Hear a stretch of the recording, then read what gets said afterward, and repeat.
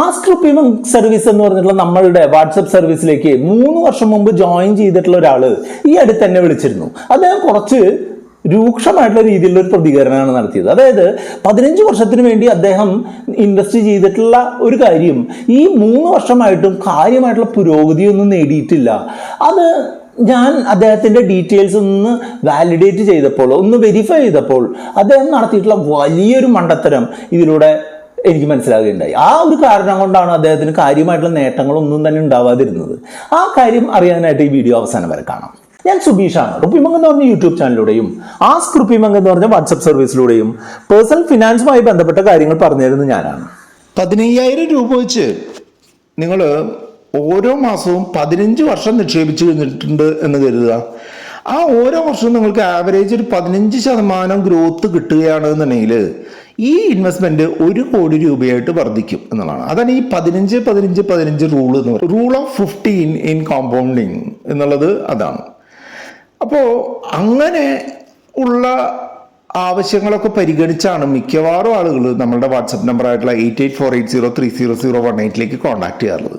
എനിക്ക് കുറച്ച് കാലം കഴിയുമ്പോൾ 1 ലക്ഷം രൂപ 1 കോടി രൂപ വേണം, അതിന് ഞാൻ എന്ത് ചെയ്യണം, ഏതൊക്കെ ഫണ്ടിൽ നിക്ഷേപിക്കണം, അപ്പോൾ അവരുടെ ഡീറ്റെയിൽസ് ഒക്കെ മനസ്സിലാക്കും, അവർക്ക് പറ്റുന്ന ഒരു സജഷനൊക്കെ നമ്മൾ കൊടുക്കും. പക്ഷേ ഇങ്ങനെ ചേർന്നിട്ടുള്ള പലരും 3-4 വർഷമൊക്കെ കഴിഞ്ഞിട്ട് നമ്മൾ അന്വേഷിച്ച് വരുന്നത് ഞാൻ ഇട്ടിട്ടുള്ള കാര്യമൊന്നും ശരിയായിട്ടില്ല, ഇതാണെന്ന് പറഞ്ഞിട്ടാണ് വരുന്നത്. പക്ഷെ മിക്കവാറും ആളുകളൊക്കെ സംഭവിക്കുന്നത് ഒന്നുകിൽ ഇവർ ഇൻവെസ്റ്റ് ചെയ്യാൻ ഡിലേ ആക്കും, അല്ല എന്നുണ്ടെങ്കിൽ ഇവർ തെറ്റായിട്ടുള്ള സമയങ്ങളിൽ ഇൻവെസ്റ്റ്മെന്റ് കൂടുതലാക്കുകയോ കുറവാക്കുകയോ ഒക്കെ ചെയ്യും.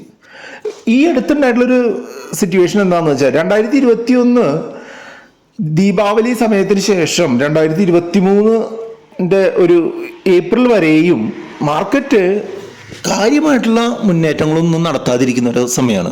ചിലപ്പോൾ വലിയ രീതിയിൽ കയറും, ചിലപ്പോൾ വലിയ രീതിയിൽ ഇറങ്ങും. പക്ഷേ ഒരു നെറ്റ് എഫക്റ്റ് 0 ആയിട്ടുള്ള ഒരു തരത്തിലുള്ള രീതിയാണ് ഇപ്പോൾ ഈ 1-2 വർഷം കൊണ്ട് നമ്മൾ കണ്ടത്.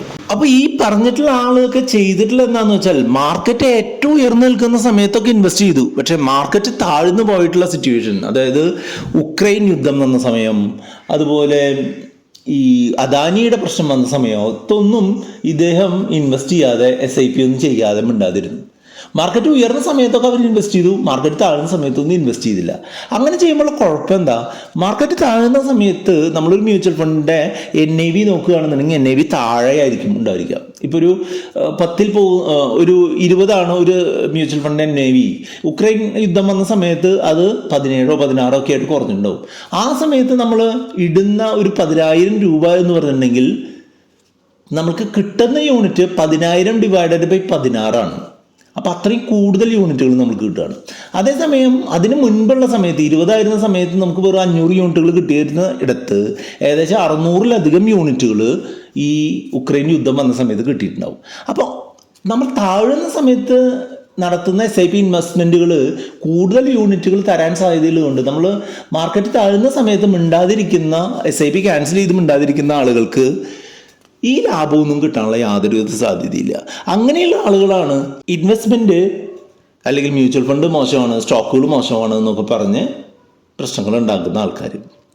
അപ്പോൾ നമ്മൾ കണ്ടിന്യൂസ് ആയിട്ട് ഒരു പ്ലാൻ നമ്മൾ ഉദ്ദേശിച്ചിട്ടുണ്ടെന്നുണ്ടെങ്കിൽ ആ ഒരു സ്കീമോ മ്യൂച്വൽ ഫണ്ടോ മോശമാണ് എന്ന് മനസ്സിലാകുന്നവരെയും അതിൽ ഇൻവെസ്റ്റ് ചെയ്തുകൊണ്ടേ ഇരിക്കുക എന്നുള്ളതാണ് ഏറ്റവും പ്രധാനപ്പെട്ട കാര്യം.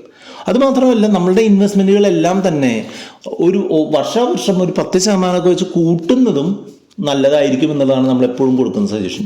ഈ കാര്യങ്ങളൊന്നും ചെയ്യാതെ എല്ലാ മാർക്കറ്റ് കണ്ടീഷനിലും ഇൻവെസ്റ്റ് ചെയ്യാതെ കൃത്യമായിട്ടുള്ളൊരു രീതിയിൽ സ്റ്റാർട്ട് ചെയ്യാതെ കൃത്യമായിട്ടുള്ള രീതിയിൽ അത് ഇൻക്രീസ് ചെയ്യാതെയൊക്കെ ഇൻവെസ്റ്റ് ചെയ്യുന്ന ആളുകൾ എങ്ങനെ രക്ഷപ്പെടാനാണ്? രക്ഷപ്പെടാൻ യാതൊരുവിധ സാധ്യതയും ഞാൻ കാണുന്നില്ല. അപ്പോൾ ഇങ്ങനെ കൃത്യമായിട്ട് ഇൻവെസ്റ്റ് ചെയ്യാൻ പറ്റാത്ത ആളുകൾക്ക് പറ്റുന്ന പണിയല്ല ഈ ഇൻവെസ്റ്റ്മെൻറ്റുകൾ എന്നുള്ളത് വളരെ ദുഃഖത്തോടെ നിങ്ങൾ അറിയിക്കുകയാണ്.